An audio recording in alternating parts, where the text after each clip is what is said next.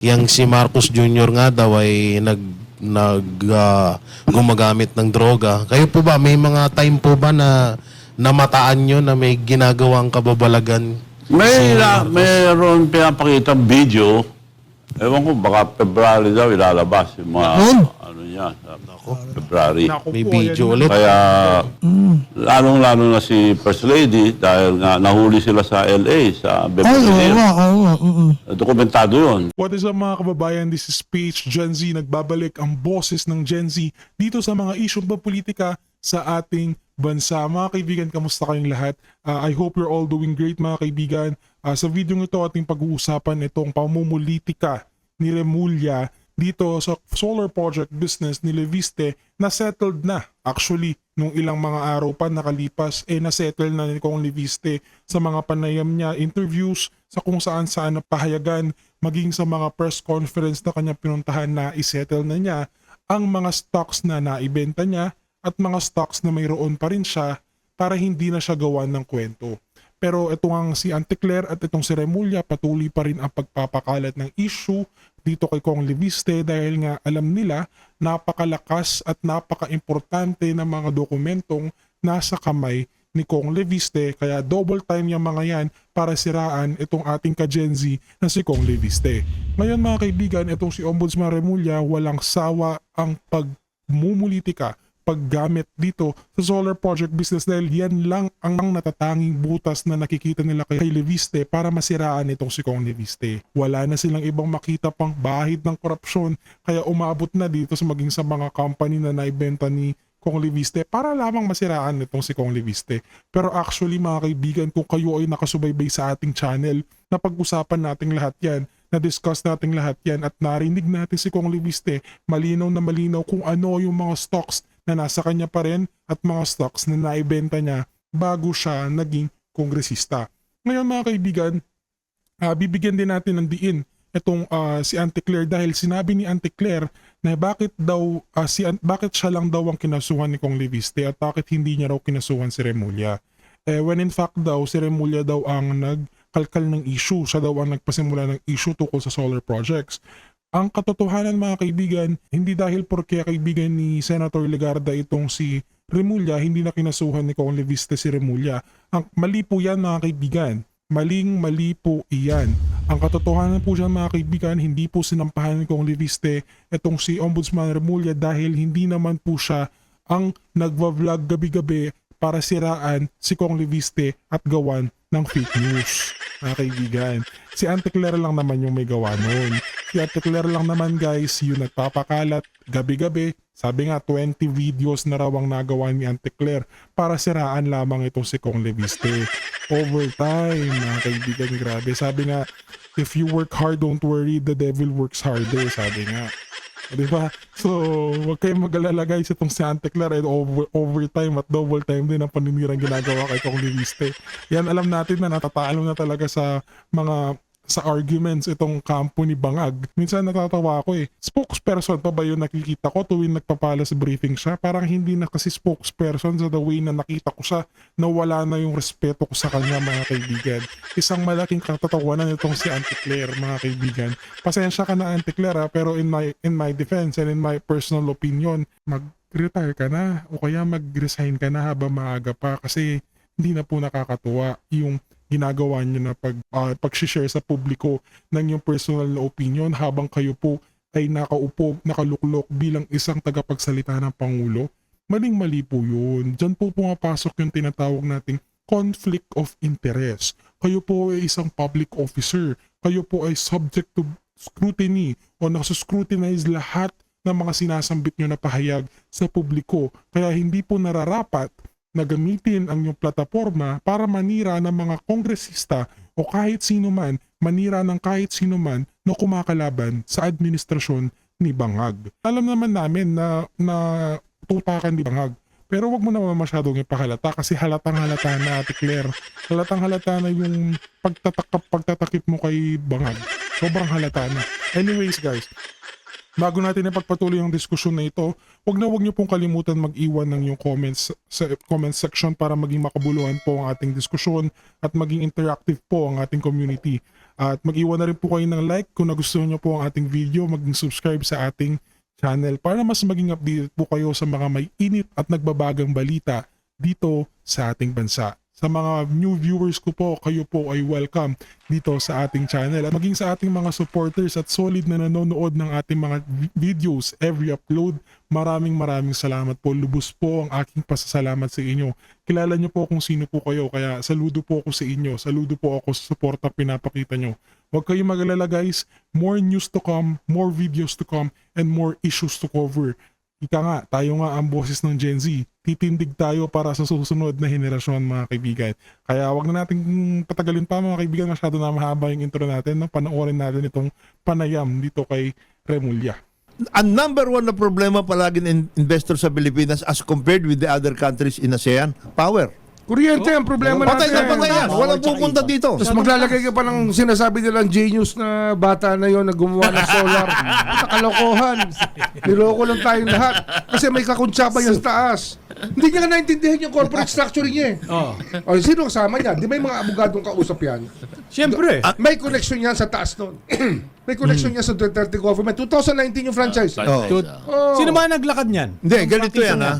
Super daw yung naglakad niyan eh. Hindi, kasama nanay niya.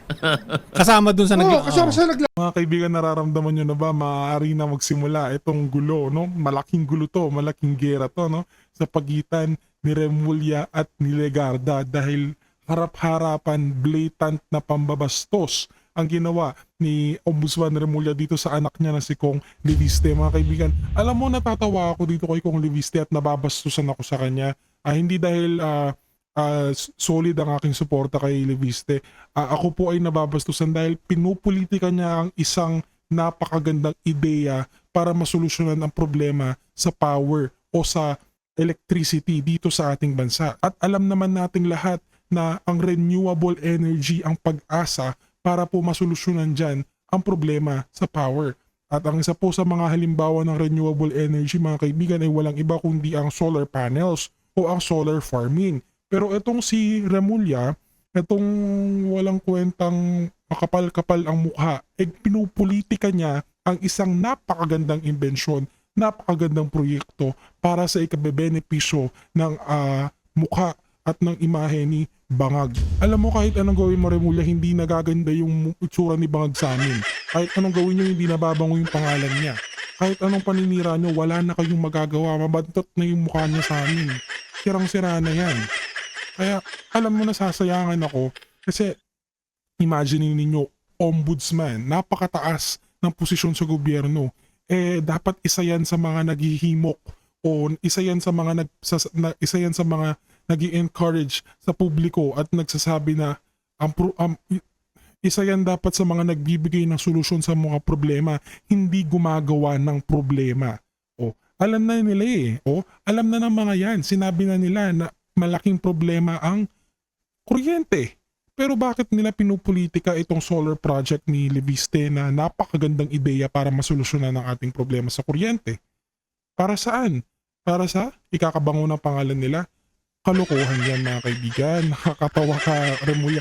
Nangangalaiti yung galit ko ngayon kay Remulla dahil pinupolitika ang isang napakagandang ideya para masolusyonan ang problema sa kuryente. Pero siyempre, Incumbent yun eh. pero siyempre, kunyari, ano siya, Arm's length. Arm's length. arm's length siya, pero chairman ka ng budget, chairman ka ng finance committee, pwede bang wala?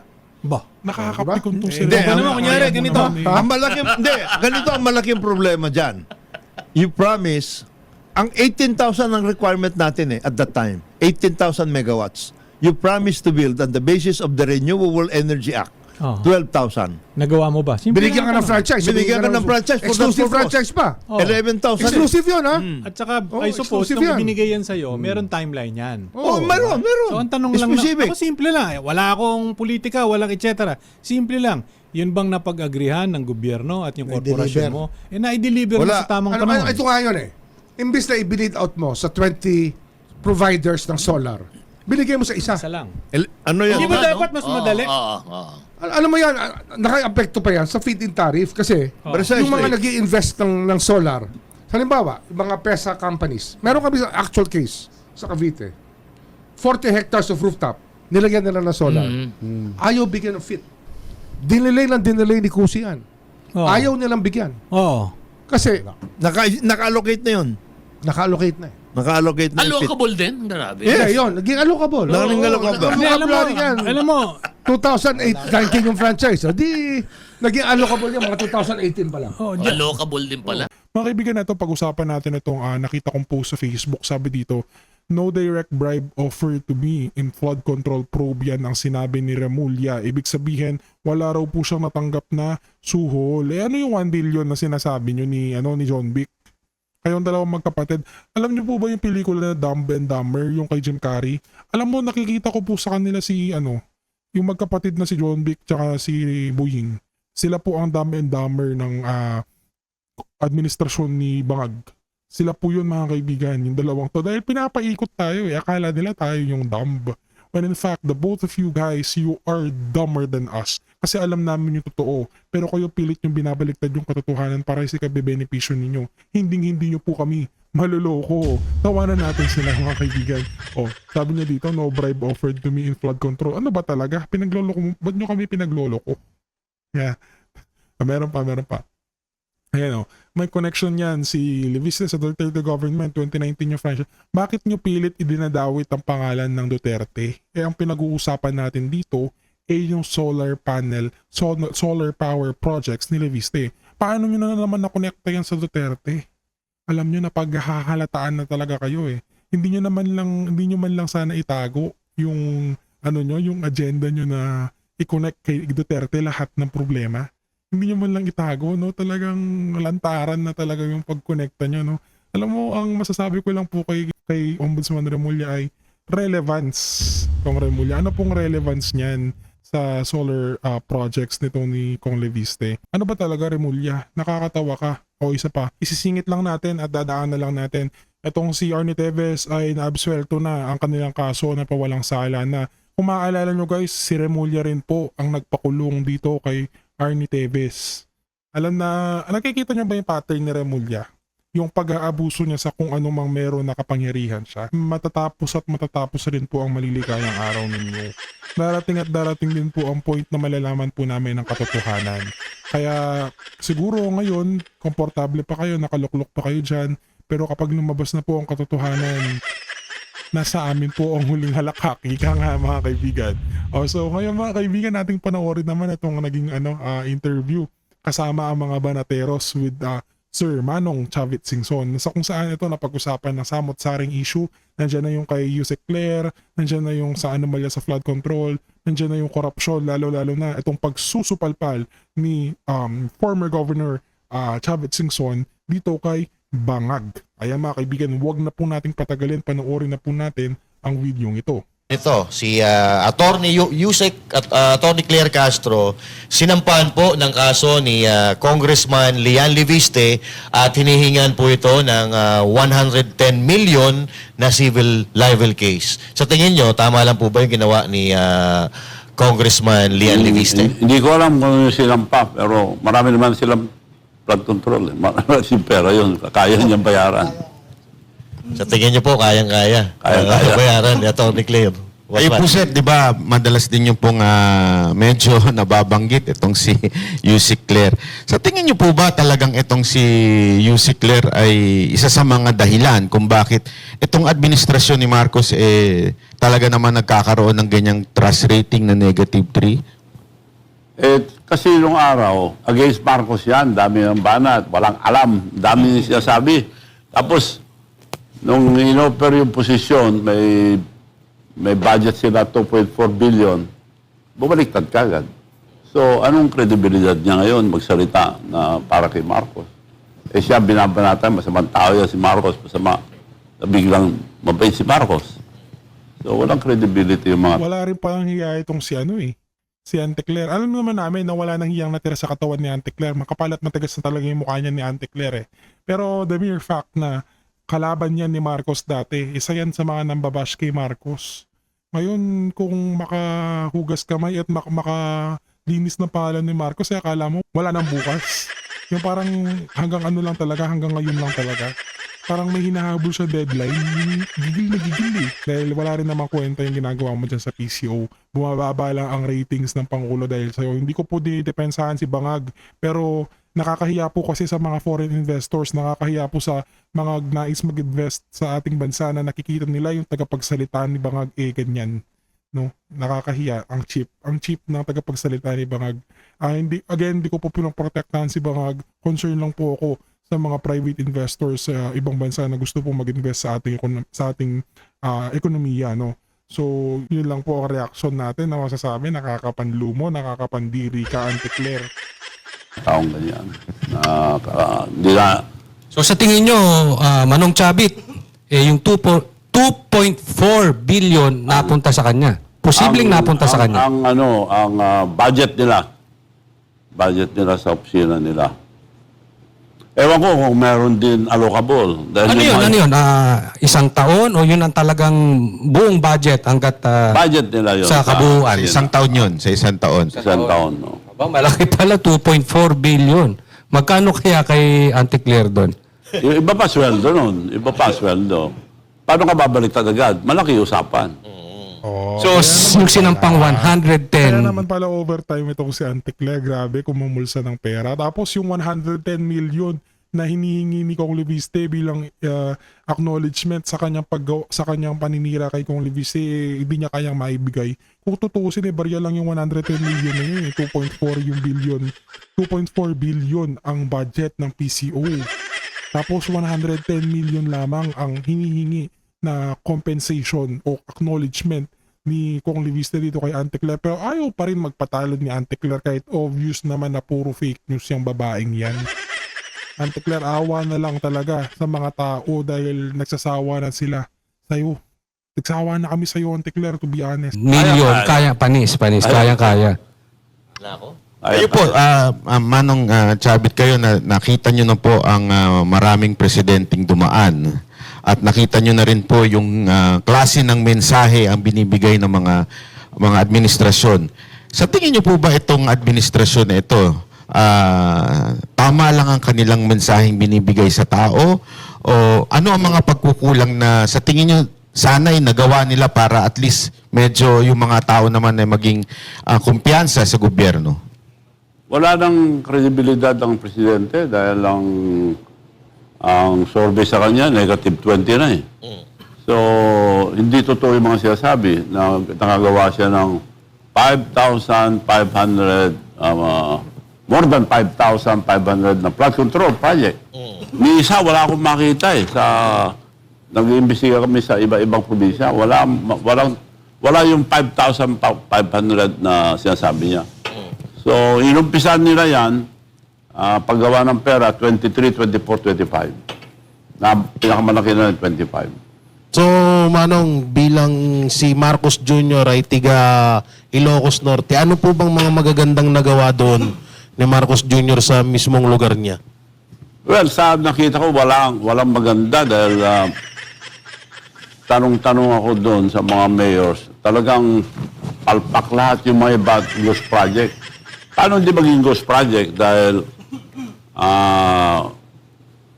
halimbawa, yung kay Diskaya, 3.4 billion ang binigay. Bayad siya kagad ng 25%. Yun ang para kay Presidente. So, si Diskaya, pagbayad, ipapasa niya dahil napakarami. Pero binabayaran agad siya ng Public Offense Highways. Kaya madali silang ng pundo dahil bayad lahat. So sa madaling salita, Manong Chavit, yung sa Ilocos Norte, involved din na contractor itong si Diskaya. Ngayon, kasi may kaso si Diskaya eh. Bakit hindi iniimbestigahan ng presidente kung siya yung... Si Diskaya nagsasabi totoo. Siya unang inimbestiga eh. So, lahat yung sinabi niya totoo, kaya kinulong. Dapat sila ang testigo dahil sila nakakaalam yung mga project. Dahil nagsasabi ng totoo, siya ang sinampa ng kaso. Dahil ayaw niyang bumaliktad. Yun. Siya sabi ang totoo, unang-una sinabi niya, sino mga binigyan yung pera? unang binanggit, si Calatrava. Sino si Calatrava? Siyang USEC or USEC ng Office of the President sa Visayas. Siya ang tumatanggap ng mga 25%. Sabi ni Diskaya. Nung sinabi yun sa ICI, huwag mo ilagay yan, sabi. Dahil sila Calatrava, ang asawa niya, kapatid yung asawa ni Martin Romualdez. Ayun, so may connection pala So, talaga. yung chairman ng ICI, siya nagsasabi. Kaya wala nang kredibilidad yun. Nag-alisa na nga lahat yung ICI na yan. So ibig sabihin, Manong, kahit na may sabihin yung sa ICI against to president, pinapa-cancel, ganun. Kasi sabi Kaya pa-cancel. Like yung sinabi niya, huwag niyo pwede bigay yan. Tiyanggal. Tapos sinabi pa, nagbigay kami ng 20 million kay Speaker Martin Romualdez, pinagawa yung radio station niya. Tinanggal din. So, pinipili lang ilagay yun. Kanina pag-usapan po natin yung 5,500 na flood control project. May pinapalabas sila ngayon na mali daw po yung figure na ibinigay ni dating Secretary Bunoan kay Pangulong Bongbong Marcos. So, yun po ang iniimbestigahan nila ngayon. Ano masasabi niyo po doon? Well, bago siya nagsalita, kung totoo yan, dapat presidente siya, wala siyang alam. Si Claire Castro na nagsabi niyan, wala siyang alam. Totoo yung sinasabi ni Claire Castro na walang alam. Sa tingin niyo po ba, eto kayo, kilala niyo na po ang pamilya Marcos. Sa tingin niyo, totoong wala siyang alam o siya ang mastermind talaga ng lahat ng nangyayari ngayon? Siya ang mastermind. Paano makagawa ng ganung kalaki? Hindi na mapapagtakpan yan sa laki ng ginawa nila. Buong Pilipinas yan eh. Wala ka makita matinong project. So, alam niya lahat yan.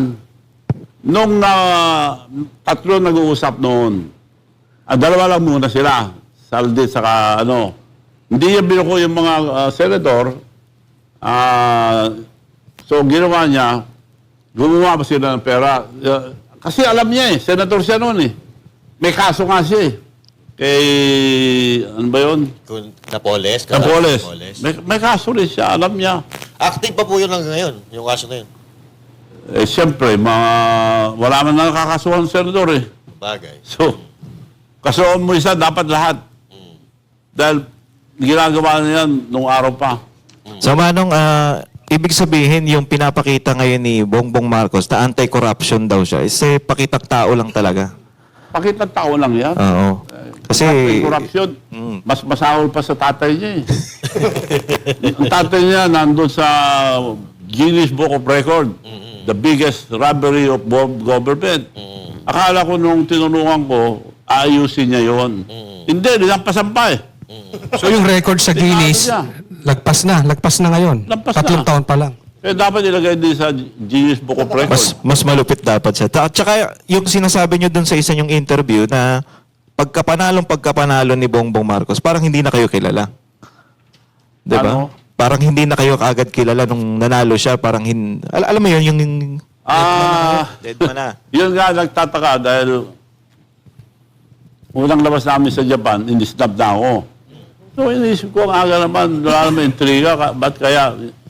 So pinag-aralan ko, kaya pala ginanon ako dahil meron na silang gagawin na kalukuhan. Mabubuo ko yun.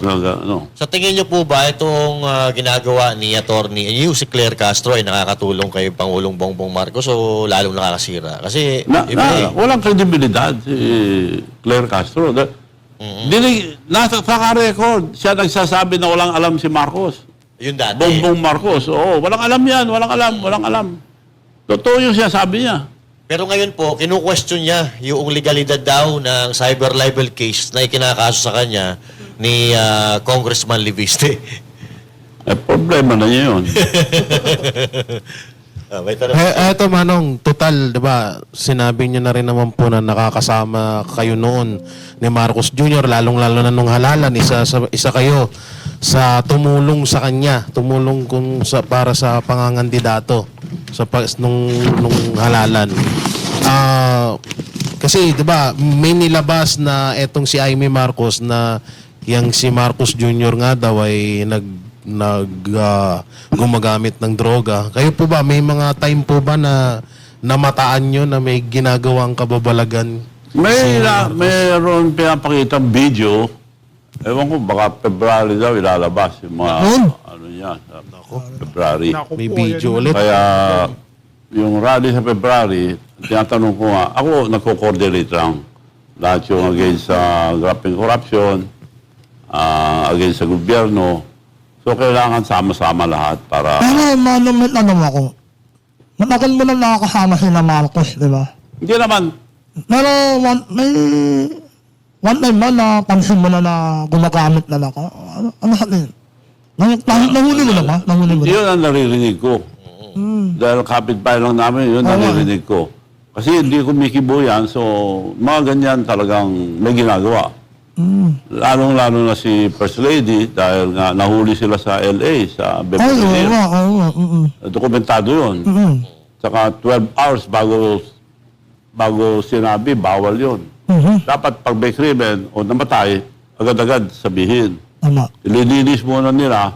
Ang report ng mga pulis, lilinis nila pero marami pa rin nagkalat na cocaine. So talagang nagdadash. So, manong yung kaso nila sa Amerika, nung nagkaroon ng kaso nun, absent na naman yun? Wala na yun. Hindi ko alam kung anong usapan dahil... Kasi Amerika yun, manong, iba yun eh. Di ba? Pero at that time, kailangan nila tayo dahil nga maglalaban ang China at Taiwan, kailangan nilang bases dito. Sabagay. So ito, Manong, alam natin, parang kayo po is yung naging triggering factor noong nangyari kay Erap dati, kay Erap Estrada. Ngayon, sinasabi nila na parang sinusubukan mo daw uli gawin yung ginawa mo kay Erap Estrada sa kasalukuyang administrasyon. At sabi nila, parang hindi na daw uubra kasi iba daw ang sitwasyon ngayon kaysa noon. Ano po masasabi? Hindi. Mas mahirap noong kay Erap dahil nga ako lang ang mag-isa noon sa daming sumusuporta kay Erap noon. Eto, tao na mismong galit eh. Mas madali dito. Oras na lang palagay ko itong susunod na buwan, baka may milagro na mangyayari. Dahil bagsak na talaga yan, talagang baka may mangyayari na. Manong, kahit mga bata, alam na magmanakaw siya eh, no? Oo. Kahit mga bata, high school, alam eh. Oo. Yung nga sinasabi ko ngayon, yung Divine Providence. 40 years ngayon, yung mula na patapsik ang tatay niya. Sa Biblia, number 40, ano yan? Completion. Ha? Completion. Yung completion, ibig sabihin, 40, number 40 is a completion and a start of a new beginning. 20 days, 40 days nagpasting si Jesus Christ. 40 days nagpasting si Moses bago tanggapin yung Ten Commandments. 40 days it rained day and night for 40 days during the time of Noah.